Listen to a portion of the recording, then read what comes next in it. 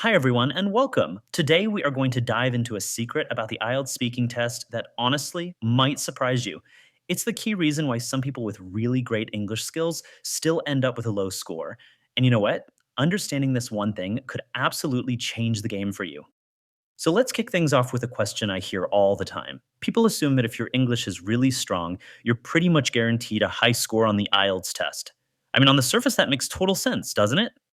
But here's the twist.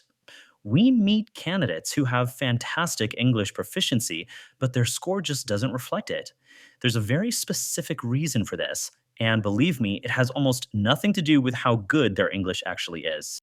So, to really get this, let's look at what I like to call a tale of two answers.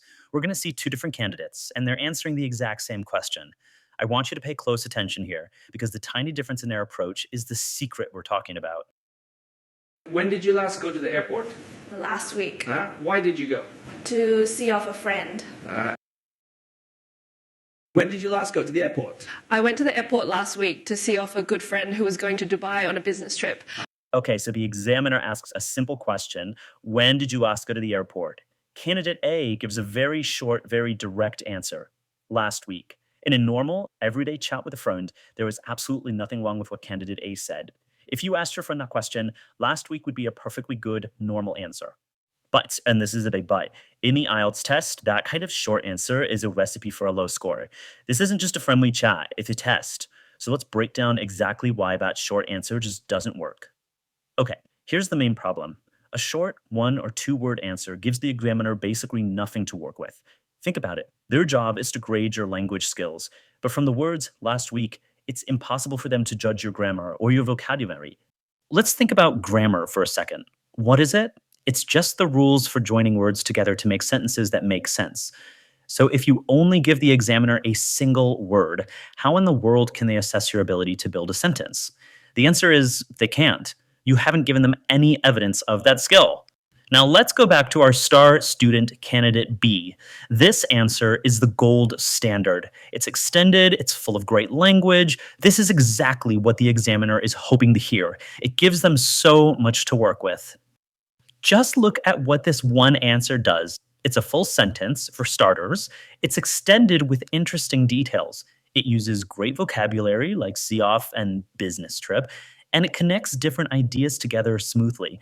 Now the examiner has clear proof of this student's language ability. It's all right there. Okay, if you remember one thing from this, let it be this. The IELTS speaking test is not a real life conversation. You have to think of it more like a performance. Your goal isn't just to communicate an idea, it's to strategically show off your language skills. It's all about strategy. So, this finally brings us to the real secret for getting that high band score. It's not about how much English you have locked away in your brain. It's about showing the examiner what you can do with it. You have to give them the language, the raw material that they need to give you a great score. So let's wrap this all up with one simple thought. The examiner has a job to do to grade your language. Your job is to make their job possible. You have to give them the language they need to grade. It's as simple as that. So, my best advice for you is to stop worrying so much about just having good English and start focusing on mastering this strategy of extending your answers. It's about showing what you know. If you can learn to give these full, detailed responses, I am absolutely confident you're going to see a higher band score on your next test. Good luck.